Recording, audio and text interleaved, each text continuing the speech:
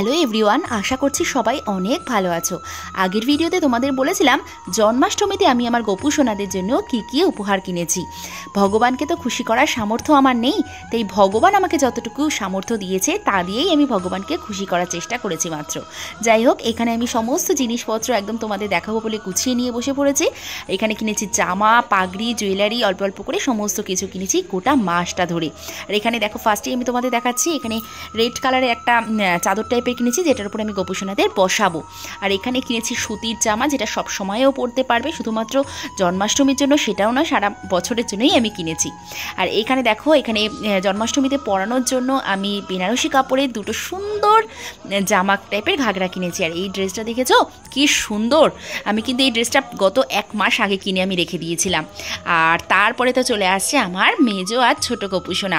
এই দেখো, ছোট্ট ছোট্ট কিউট ড্রেসগুলো আমি ওদের জন্য কিনেছি। এই সুতির সুন্দর লেগেছে বলে আমি কিনে নিয়েছি। আর স্পেশালি জন্মাষ্টমীর দিনকে আমি আমার পুচকি গোপু সোনার জন্য এই ব্লু কালারের ড্রেসটা কিনেছি, সাথে করে পাগড়ি আর গলার হার এগুলোও কিনে নিয়েছি। আর গলার হারের উপরে যেটা আছে সেটা হয়তো বা পরাবো না, বাসিটাও হয়তো লাগবে না, কিন্তু গলার হারটাও পরাবো, যেহেতু ও তো খুব ছোট, ওর জন্য এই জন্য গোট চেন আমি কিনে নিই, বাকিদের জন্য কিনেছিলাম।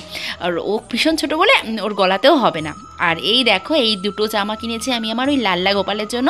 লাল্লা গোপালের আরেকটা ড্রেসও কিনেছিলাম, ওটা এই সামনে খুঁজে পাচ্ছি না বলে দেখাতে পারলাম না। সাথে করে এই ম্যাচিং করে পাগড়িটাও কিনেছিলাম। আর শ্রীকৃষ্ণের জন্য এই ধুতিটা, শ্রীকৃষ্ণকে একটু বাদেই দেখাচ্ছি। আর এই যে 3টে একই রকমের, শুধুমাত্র সাইজ আলাদা, 3টে নাইট স্যুট কিনে নিয়েছিলাম। আর এই হচ্ছে আমার জামা কাপড়ের পার্ট গেল। তারপরে আমার বড় গোপু সোনার জন্য কিনেছিলাম এই পাগড়িটা। আর আমার যে একদম পুচকি যে গোপু সোনাটা আছে তাদের জন্য এই দুটো সুন্দর কিউট আমি পাগড়ি কিনে নিয়েছিলাম। আর এই দুটো 10 টাকা করে, এগুলো জানো তো খুব সুন্দর।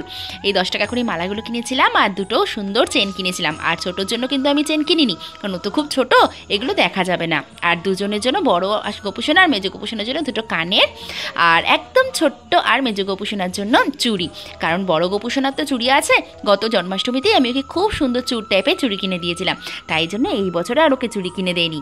যাই হোক, এই হচ্ছে আমার টোটাল জন্মাষ্টমীর শপিং।